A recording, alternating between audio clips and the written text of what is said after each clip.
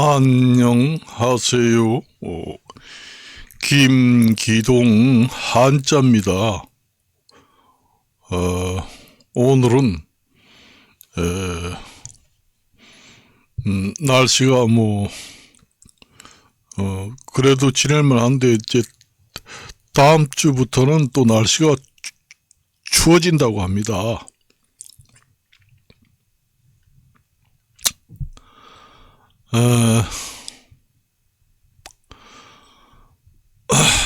제가 생각할 때는 그 선발 주도권 그 전시 정책을 좀 하지 말자 그 얘기입니다. 그러니까 우리가 그 예산을 편성할 때 본 예산이고 추가 경정 예산은 하나의 보충적인 기능이 있는 예산이거든요. 그런데 지금의 그 2025년도 예산을 짤 때 AI 그 예산을 충분히 그 예산 항목에다가 R&D 그 항목에다가 예산 항목에다가 부서를 해서 AI 그 예산을 충분히 거기다 집어넣을 수도 있습니다. 지금 와가지고 지금의 그 탄핵 전국에 야당이 먼저 발의를 했느냐, 여당이 먼저 발의를 했느냐, 누가 먼저 발의를 했으니까 참 아이디어가 좋다 이렇게 생각할 수도 있는 그 회의를 국민들한테 줄 수도 있다는 얘기죠. 요즘에 국민들이 수준이 높아가지고 그 선발 주도권 그 발의 정책은 지양해야 된다 그 얘기입니다. 그게 말하자면은 전시 행정이다 그 얘기입니다. 그리고 그 탄핵 정국이 생기기 전에 그 지역 화폐 국민 1인당 25만 원씩 일괄적으로 주자. 그때 그 지역 화폐는 포함시키지 말고 그거는 양보하겠다. 그렇게 했으면은 됐을지도 모릅니다. 이제 와서 탄핵 정국에 와가지고 양보를 하겠다 하는 것은 그 강약, 그러니까 그 강온 양온 그 강온 강약 양온 정책을 한다 이렇게 그 국민들의 오해를 받을 수 있는 여지를 줄 수도 있다는 얘기죠. 국민들이 해이를 느낍니다. 요즘에 국민 수준이 얼마나 높은데 정치하는 사람들이 그런 생각을 왜 못하는지 모르겠습니다. 지금의 야당에서 먼저 AI 그 추가 경정을 하자 먼저 선도적으로 발표를 먼저 했으니까 주도권은 야당이다. 그런데 지금의 탄핵 정국인데 여당에서 이거 좋은 생각인데 합시다 이렇게 협조를 하겠어요? 안 할 거 아니에요. 탄핵 정국이 아니라고 하더라도 할까 말까 하는데 지금의 한쪽에는 지금의 별로 좋지 않은 그 여당 일이 일어나고 있는데 야당에서는 그런 좋은 정책이라고 해도 제의를 하면은 국민들로부터 오해를 받을 수가 있습니다. 그래요. 그게 처음부터 하려고 마음 먹었으면 우리나라 그 예산 정책은 항상 먼저 앞서 나가는 예산 정책이 아니고 뒷북 예산 정책을 항상 해요. 중국에서는 그렇게 안 하잖아요. 그래서 보면은 우리가 2024년도에 24년도 말에 2025년도 예산을 편성할 때 그 예산 항목 별도로 지금의 예산 항목을 설치하지 말고 R&D R&D 예산 항목에 부서를 해서 AI 특별 예산을 거기에다가 충분히 넣어가지고 인공지능을 세계의 우리나라가 가장 굴기의 AI 기술을 개발하자. 그렇게 돼야 앞으로 AI는 경제, 국방 모든 사계에 영향을 미칩니다. 국방력에서도 AI 개발이 뒤지면은 국방력이 현대화가 될 수 없어요. 뒤질 수밖에 없습니다. 모든 분야가 마찬가지예요. 앞으로 공인중개사도 AI 공인중개사가 그 직업 대체 직종으로 지금에 대두되고 여러 가지 지금에 돼 있습니다. 그런 마당에 AI 개발을 아직까지 몇 년 전에 했어야 됩니다. 그때는 야당이 먼저 얘기했다, 여당이 먼저 얘기했다, 그런 것을 떠나서 미리미리 했으면은 정말로 잘한다 모두. 그렇게 이제 평이 났겠죠. 평이 났습니다. 그래서 이제 제가 얘기합니다마는 그런 것은 뒤늦은 감이 있다. 최소한 제가 알기로는 우리나라 그 산업단지를 책정을 할 때 우리가 전국적으로 15개인가? 지역적으로 용인 저쪽에도 첨단 산업단지, 지역별로 13개인가 15개를 선정해가지고 지금에 있잖아요. 그럴 때 AI 예산도 책정을 해가지고 R&D 예산 항목에다가 집어넣든지 거기에다가 부서를 시켜서 집어넣어가지고 여야 합의해서 대대적으로 해가지고 실행을 했다. 그러면은 여당 야당 다 찬성을 받을 겁니다. 그래요. 그렇게 만일에 했다 하면은 국민들이 상당히 좋은 인상을 받을 겁니다. 야당도 그렇고 여당도 그렇고 그래요. 그래서 제가 그렇게 얘기를 하는 겁니다. 이 AI 같은 인공지능은 앞으로 현대 전쟁에서도 가장 우수한 국방력을 순위를 결정합니다. 그리고 저가 고효율 무기 개발이 가능합니다.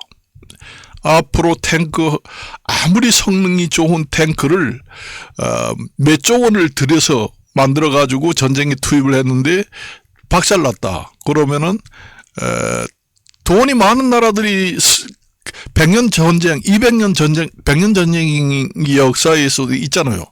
100년 전쟁을 한다고 치면은 끝까지 버티지 못하는 나라는 패망을 합니다. 그러니까 지금에는 소모전이에요. 소모전에는 저가 고효율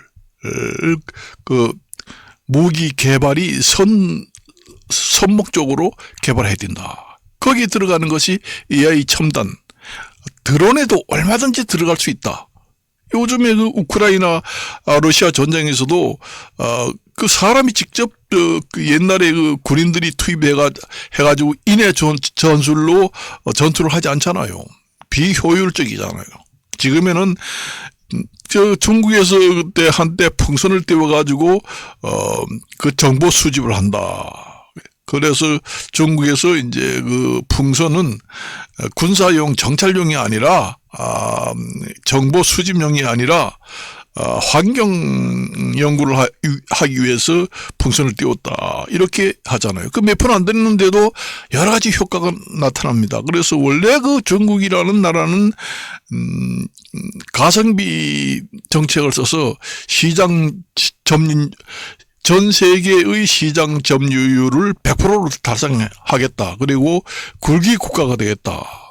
그게 말하면은 중국에서만 말하는 것은 곧 굴기가 우리가 100번이라고 하지 우리나라에서는 그 얘기예요. all of the world king이 되겠다는 얘기입니다. 지금의 그 중국의 AI가 지금의 그 반도체가 지금의 발표가 되고부터 전 세계가 놀라고 있잖아요. 그렇습니다. 그래서 우리나라도 너무 경쟁이 치열해요. 이 탄핵 정국에 누가 먼저 발표하고 뭐하고 이렇게 하는 것은 합당하지 않다. 그렇게 하지 말고 우리가 그 국회에 지금 계류되어 있는 여러 가지 법안들도 많잖아요. 민생에 관련된 법안이 좀 있는 걸로 압니다. 난 자세히 모르지요. 그런 걸 상정을 해가지고 빨리 처리하고 민생에 가까운 정치, 그 선두 발주 의사를 발표하지 말고 우리가 여야 회담을 통해서 서로 의견을 조율해가지고 서로 발표를 했다. 그래서 오늘은 여야 합동으로 뭐 하기로 합의를 해서 발표하기로 했다. 이렇게 하면은 여야 간에 그래도 탄핵 정국에 저렇게도 돌아가네. 야당이야 그래 괜찮게 하는데 이런 생각이 들도록 해야 된다는 얘기예요. 너무 강하면 부러진다고 했잖아요. 그래서 오늘은 여기까지만 이야기하고 마칠까 합니다. 그리고 대법관의 성향, 원래 그 전에 우리 친구가 이혼 소송을 할 때도 그런 얘기 하더라고요. 그 판사들의 성향에 따라서 똑같은 사건 배당을 받고 그 판사가 판결을 해도 저 판사의 그 판결 성향은 저렇기 때문에 그런 쪽으로 많이 난다 해서 그 판사의 성향에 잘 맞추어서 기일에 답변서를 만들어 가지고 제출해야지만은 유리하다 이런 얘기가 많이 나오더라고요. 내가 보기에는 이게 만일에 대법관의 주관적인 이야기만 하지 말고 구체적이고 객관적인 우리나라의 법치주의는 증거주의입니다. 그렇기 때문에 아무리 심증이 있더라고 하더라도 증거주의이기 때문에 아주 구체적이고 확실한 증거를 가져오라. 그런 얘기를 하잖아요. 그러면 카메라를 통해 가지고 채증을 했다. 그런 것도 하고. 그래서 이게 여론화가 되면은 만일에 탄핵이 기각되든 인용이 되든 그 판결의 공정성을 또 두고 국민들이 혼란에 오게 됩니다. 이런 경우를 대비해서 저번 시간에도 얘기했지만 국민투표를 미리 하도록 지금은 늦었지만은 국민한테 전가하는 그런 부분도 있다는 얘기죠. 국민이 뽑은 사람은 국민 투표에 의해서 최종 결정을 하도록 했으면은 대법관에서 탄핵 인용을 최종적으로 하게 되면은 공정성 문제가 이런 경우에 생기기 때문에 국민 투표를 함으로써 그런 것이 없어지게 된다. 그런 얘기도 했습니다. 분명히 판사들도 사람의 우리가 판검사들의 성향, 판결 성향, 그런 것만 있는 게 아니라 일반 사회에서 개개인 사람들 간에도 사고방식이 다 있습니다. 사고방식이 다 그래요. 사람마다 사고방식이 있기 때문에 출세를 하는 사람이 있는가 하면은 집안이 완전히 찢어지도록 가난하게 사는 사람도 있다. 그런 얘기잖아요. 보통 얘기하는 게 저 사람은 저런 생각을 하니까 인생이 사는 꼴이 저렇게 된다. 그게 바로 사고방식이라는 얘기입니다. 사고방식. 그게 이제 하나의 그 성향하고 일목상통한다는 얘기죠. 그렇게도 얘기할 수 있다는 얘기죠. 완전히 100%는 아니지만은. 어떤 사람은 그 대인관계를 중요시하고 신용을 중요시해가지고, 엄청난 그 출세를 한다. 그런 얘기를 하잖아요. 그래서 그 개인도 사고방식이, 그 고정관념이라고 하지요. 그 머릿속에 들어있는 많이 배워도 자기가 사고방식이 완전히 있습니다. 자기가 철학관이라고 할까? 그 사고방식이 있어요. 그런 방식이 있기 때문에 이제 그 사람들이 살아가는 형태도 그런 꼴로 나온다. 그래서 그런 얘기 하잖아요. 우리가 보통 싸움이 나가지고 얘기하니, 사고방식이 저렇기 때문에 사는 게 저 꼴이야.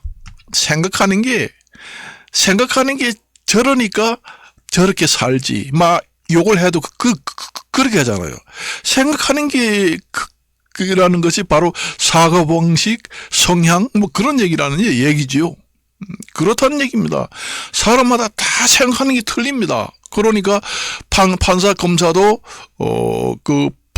법리 분석, 판결을 할 때도 다 똑같은 성향의 생각을 가지고 있지는 않다. 그런 얘기입니다. 자기가 주관하는 생각이 틀리다.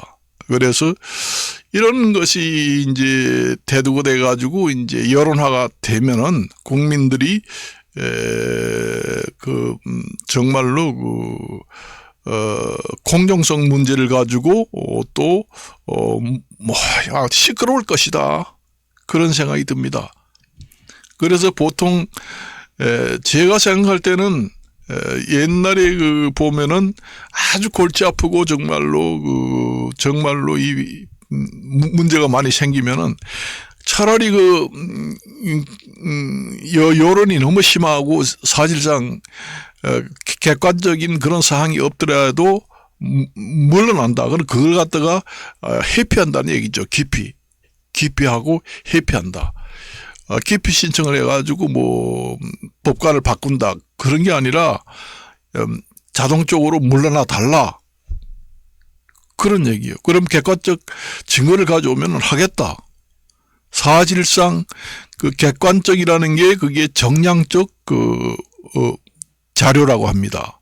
우리가 정성적 자료만 가지고 재판을 하는 경우도 있습니다. 그게 바로 정성적 재판이라는 것이 곧 심증을 이용한 아주 구체적이고 사실적이고 아주 뚜렷한 심증 사항은 객관적인, 그러니까 정량적 수준의 버금간다 해서